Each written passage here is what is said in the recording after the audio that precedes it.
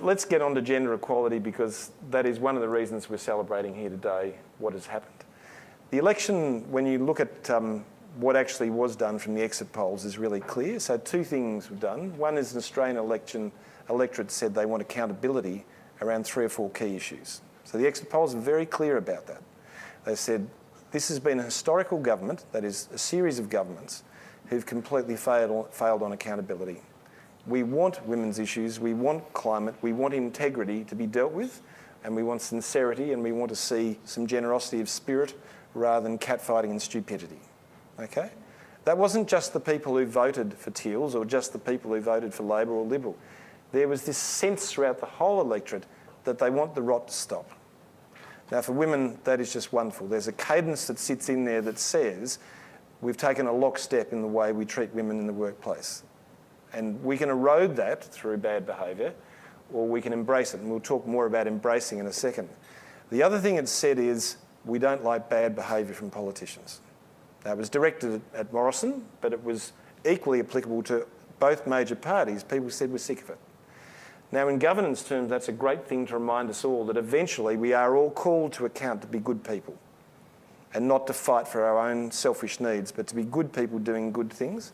So I think there's a bigger message which is really lovely in that can be drawn from what has occurred to us all. But Matt, tell us about the legislative changes that are on foot and will come through in relation to women. Yeah, well, look, without reading it. There's such a big list I need to go from. Well, a couple of the points. I pick it because you've got 4 minutes. I know. So look, we're focusing here obviously on more those that apply in the workplace. There is a broader, obviously, women's safety agenda around domestic violence funding and things like that. Not our focus so much here today. We really look at the changes that Labor have said that they'll make in the employment space.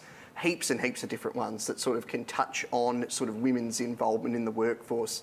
First one, same job, same pay. So they're going to equalise or have a requirement for an equalisation of wages between labour hire employees and host employers. We know a lot of female-dominated industries are subject to labour hire, so there's a real chance for sort of a raising of women's wages in that space. Gig economy workers, they're going to sort of introduce the power for the Fair Work Commission to set standards, minimum terms and conditions of employment for gig economy workers. Again, another largely female-dominated part of the economy. Paid family and domestic violence leave. Labor have just said yesterday, in fact, that it's going to be as soon as possible 10 paid days of family and domestic violence leave into the national employment standards, so available and accessible to all employees. But we know, of course, by research that women are more likely to be victims, so they're more likely to access that leave. Gender pay gap reporting. Employers of 250 or more employers will be obligated, most likely under the Gender Equality Act, to report on what their gender pay gap is. So report publicly is the important part of that. So big chance here for a sort of reduction in the gender pay gap, because what we've seen is when people know what it is, there's more steps taken to sort of reduce that gap. Prohibiting salary confidentiality clauses, a really interesting one that doesn't necessarily on the surface seem to be sort of a gender pay issue, but research has shown that salary confidentiality is one of the main contributors to the gender pay gap. And it came right out of the Me Too movement on the non-disclosure agreements, Yes, which deliberately closed off what women were paid to shut up. Yeah. And from that moment on, people have gone, but that's exactly what happens with contracts of employment. That's right. So we're likely to see, I think, when that does come through, what that means is a lot of invalid confidentiality clauses in employment agreements. And on top of that, it pushes meritocracy, doesn't it? That's right. Because people always talk about their wages, don't they? When you say, don't you say anything about your wage? And then he goes to Matt, you know what I got? Yeah. And Matt goes, I got more. Yeah. So what it does mean very clearly is that, if you're hiring on the basis of gender, you're going to lose badly. Yeah, that's right. That's right. And you've got to be aware of this and make sure that you aren't having your gender pay gap sort of moving forward. Gender pay equity as an objective of the Fair Work Act, so giving the Fair Work Commission express power to consider that when setting the national minimum wage and when setting national modern award minimum wages as well. And then I think probably the largest part of all, the commitment to introduce all 55 recommendations of the Respect at Work report. So some of those have already been sort of cherry-picked by the Morrison government over the last few years. The Stop Sexual Harassment orders, the extension of time for bringing a sexual harassment complaint to the Australian Human Rights Commission. But Labor effectively going, we're just going to introduce all of them. Now, some of them are a bit more administrative and not really as interesting in the scheme of things. But the introduction of a positive duty to prevent sexual harassment in your workplaces, that's a huge difference. So not only now a reactive requirement, but a proactive requirement to take steps to avoid sexual harassment, sort of in the sense of an OH&S duty in many ways. AHRC, the Australian Human Rights Commission, are going to be given power to compel people to give evidence to it in respect of sexual harassment matters. So that means they'll have more of an enforcement role moving forward, where they'll be able to go into employers and require information to be provided. Providing a knowingly involved in provision under the sort of Sex Discrimination Act, so that not only is the sort of the perpetrator of sexual harassment and its employer liable for the acts, but those who are knowingly involved in the contravention, in the sexual harassment. Which is the aiding and abetting provisions you see in criminal legislation. That's right, or under the Fair Work Act as well in sort of the underpayment space, but extending that to sexual harassment. So that could bring in a lot more sort of perpetrators in the workplace and bring them to task for that. Allowing sort of representative proceedings for sexual harassment, so unions, employer associations perhaps, being able to bring sexual harassment claims on behalf of employees. And Matt, this is being mirrored at the same time in psychological injury provisions in the OHS Act, which allow the same sort of representative rights, require reporting against aggression, violence, sexual discrimination on a 6-monthly basis. So can you see as these come together and converge, what we've actually got is a system that says if you do it, you've got to tell everyone about it. And once you tell everyone about it, we'll come and see whether you've got the processes in place and you've taken the correct action. And if you're any part of that chain of causality, you're in the box. So we'll talk more about what that looks like from Nina. What's going to happen in the organisation? That's right, isn't it? She next? It is good. But what I want you to think about is we've never had a line of sight in sexual discrimination and the mistreatment of women. It's always been ad hoc and siloed based. But what they're doing is stitching together a line of sight across all legislation that says you do have a positive duty to protect and ensure women's integrity and equity. And if you don't, we can follow you across jurisdictions to prosecute you. Nina, what does that mean for employers? So what it means is there's going to be a whole bunch of different changes that are having to be rolled out. So like Matt said, there's going to be a positive duty introduced. So that should really underpin pretty much all of your actions. It means that you can't just consider implementing these things. These are things you have to do to comply with the positive duty. So make sure you're reviewing and updating your anti-discrimination and harassment policies. Are they in line with the new changes in the Sex Discrimination Act? But are they also just meeting the basic requirements of Richardson and Oracle? Making sure that you're rolling out training for workers, so it's not just your employees. The new positive duty actually includes independent contractors and unpaid workers as well. So you make sure that you're training everyone on it and not just doing it as a tick box exercise when you're doing it during induction, and basically investigate any allegations you hear about, making sure you have a grievance procedure, setting out the investigation processes. If it involves senior members of your team, consider whether you should engage an external investigator to make sure it's an impartial investigation. And finally, with the gender pay gap, make sure you audit it. Are you actually aware of what your gender pay gap is? And be prepared to disclose it in line with government requirements.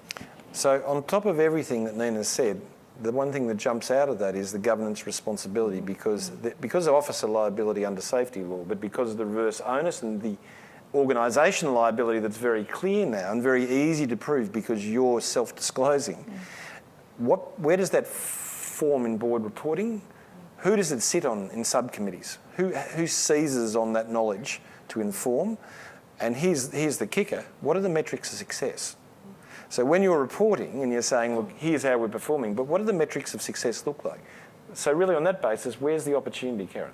The opportunity here ties back to strategy in terms of the board being involved and owning the people strategy.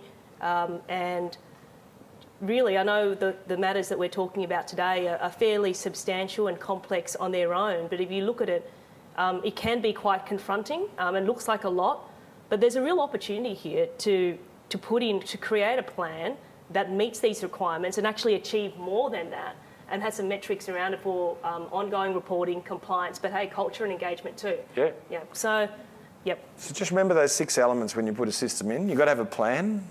From the plan, you've got to have a process that implements it. You've got to have training which is competency-based to demonstrate what the plan is and who's responsible. You must be measuring the supervisor capability to deliver that. You then must have a monitoring process to satisfy it's working, and you must report back against the plan to improve it, but also to give knowledge to the owners, proprietors and leaders. Is it working or is it not? If you don't have that, that's not a plan, okay? If you're not doing that, you don't have a system and you will be prosecuted. All right, let's just jump into the problem for the day. Go. It's going to go up on that wall.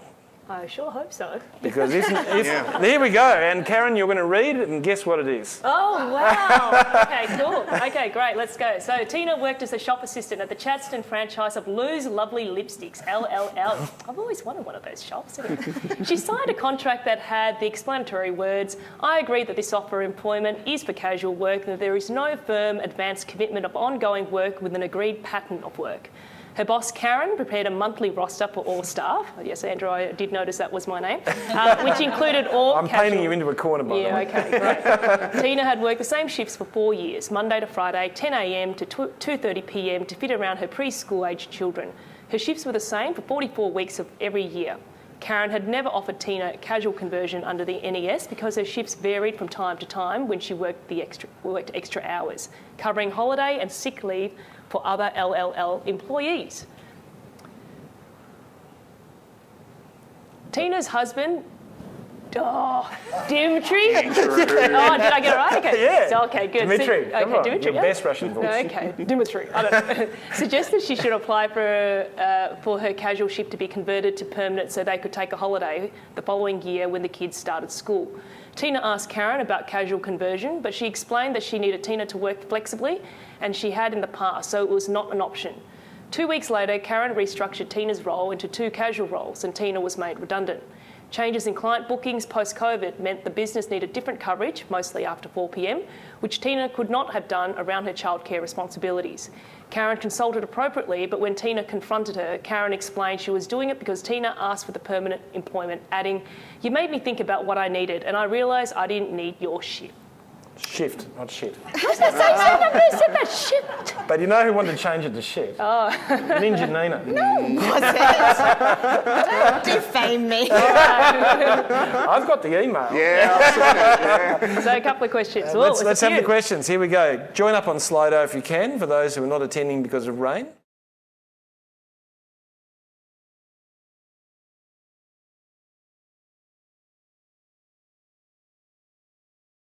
Now, I don't know the order of answering. So question ask 1. The questions. So was Karen meant to offer her casual conversion earlier? Yes, because she's already made 12 months service under Section 66B, had to make an offer. Even if she wasn't going to, she had to put that in writing to them.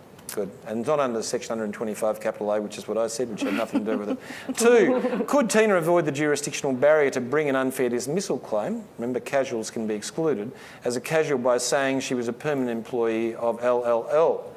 Well, she could also just have done it as a casual, just because of how long her period of service was. Look, she could try the permanent one, but it would be a more difficult argument to run in that And jurisdiction. not necessary? No, absolutely unnecessary, really. You just Why? say you were a casual and that your periods of employment had added up to at least 6 months for the minimum period of employment. There you go. That was a deliberate diversion, that one. Could the Fair Work Ombudsman claim she was a permanent employee and bring an underpayment claim? Yes, again, it could, but applying sort of 15A and applying Rosado, it wouldn't get them very far. No. But when you look at the sort of pattern of work, it would be the sort of one I think that they would give it a go. They give it a go, and certainly after Labor land. Yes, it'd be very different. Very different easy. pressure. And if that was the case, what would be the base rate of pay? So that will depend. Flash, Andrew. We don't really have any details about what the casual loading was paid for. So if it specifically said it was paid to compensate for all the entitlements she wouldn't get as a casual employee, then it wouldn't be part of the base pay. But if it wasn't, then the Fair Work Ombudsman could mount the argument that it would be part And of the can I base say to you pay. that if it just says the 25% loading and nothing more, then it's probably going to go to the base rate. Yeah. Pretty scary stuff, because remember when Labor comes in, everything's torn up. All right. Could Tina bring a general protections claim? Yes, you could. Yes. Obviously, casual employees can do so. No minimum period of service for a general protections claim. Now, would it be successful? Arguable that it would be unsuccessful in this circumstance. There's a temporal gap between when she exercised the workplace right and when Karen made the decision. Used my words. I have. It's Yeah, used my temporal words. gap. Look at that, Yeah, that's right. Between then when Karen made the decision. Now, look, certainly depending on what was in writing and what was sort of in and around the statements in evidence. You're undoing throw it what into, I told you. Yeah, Look at this. He bit. always Just a does little it. He bit. goes, Just a little Andrew bit. said this, but it's bullshit. Neither and I. But she wanted to change the words. I know she I know. did. Back I to know. shit. I I know. know. We can't do that. All right, moving on from that. Would her chances of claiming permanency improve if the new Labor government changes the definition in the Fair Work Act as suggested at the election? Yep. Yep, done. 100%. All right. On that note, Matt, Nina, go. Thank you. Kim, come here. We're running really well on time. It's very exciting. And Kim, who loves the microphone, not as much as Karen, who starts singing into it. Watch where you're going, that's I right. will. I'm trying to be careful because I'm very clumsy. Can you help me, Karen? Yes. Oh, wow. Yes. Was that me or you? That's you. Okay. We're very sophisticated, you can tell. I'm here to say farewell to our beloved Karen. Nina and Matt don't think I can do this without crying. I will try my best, but I can't promise I've got money in the anything. game too. So to give myself the best chance, that's not helping, Karen. But it's making me a lot of money, do it? Give myself the best chance. I'm afraid I'm going to read this because That's otherwise okay. I'll be a mess. Okay, so You forgive do. me. No, we're fine. But I'll never forget when I met Karen 4 years ago, almost to the day actually. My very first impression was of this tiny but incredibly strong and intelligent powerhouse of a woman. We got to know her beautiful boy Jack during that first year really well because he was always on her in the baby Bjorn pack. Yep. And as Jack grew bigger, which he did very quickly, you just appeared tinier and tinier. I look back at the photos, he was really big. You're He right. was a big baby. But whenever Karen spoke, Jack would just look adoringly at her like this. And that's a feeling many of us get when we talk to you, Karen. Karen joined FCW right at the beginning. She's always been such an integral part of our firm. She created order out of chaos. She hit the hard jobs really fast, and she certainly made all of our lives much easier. Karen amazed me how she did it with 3 very young children, working full-time, but she worked incredibly hard, and she taught us all about how to navigate flexible work, family, life, and now extra study. You amaze me. We've all drawn wisdom from Karen, from the way she's always juggled so much, but always done it with such grace and sincerity. Karen built the backbone of Found Consulting, and she's created a new version of clever consulting for the benefit of all of FCW's clients. She leaves the Found group in a much better place than where we started, and she's moving to work with one of our much-loved clients. So it's wonderful for us to still have the chance to keep working with Karen and seeing her through that role. For me personally, Karen, you're someone I admire greatly. I look at you in wonder, much like Jack used to. Or still does, I'm sure. You truly are a force of nature, and I truly believe that you are destined for really great things. So from all of us at FCW, we wish you nothing but great happiness and success in life, and we will all miss you very terribly. Thanks, Kim. Thank you so much.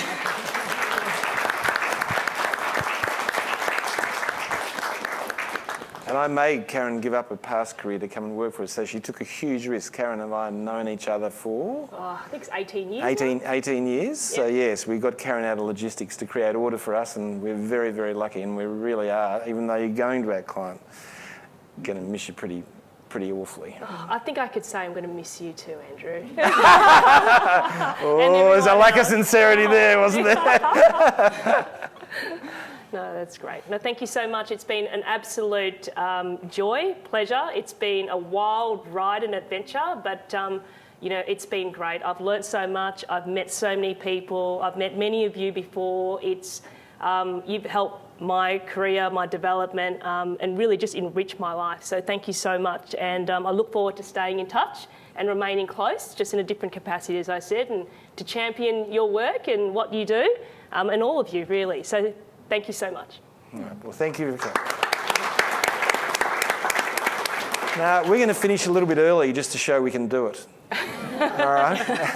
And so we can mix with all the lovely people who've come along. But again, Karen came when we were only 5 of us, and we're over 50 of us now in 2 states. It's been an enormous change that she's been involved in helping create and providing that network of engagement between us as a group as we work, having someone who just pulls the threads together. So she is somebody we deeply love and is a founder DNA of who we are. And one day when you go upstairs and see the paintings, she is one of our 3 founding paintings. So she'll be back for that later on. Thank you very much. And I'd like to say good night because it's dark out there. Goodbye. We're coming back in 2 weeks. We're having a 2-week break, okay? That's partly school holidays, partly so that we can get over not having Karen with us. And we'll come back with the team on the couch because we haven't got Karen. So see you in 3 weeks' time. Is that right, Nina? In 3 weeks' time? 3 weeks' time, Sophie? Yes, yeah. Sophie, thank you very much. All right, see you later, guys. Bye-bye. Thank you so much. Thank you again. Bye.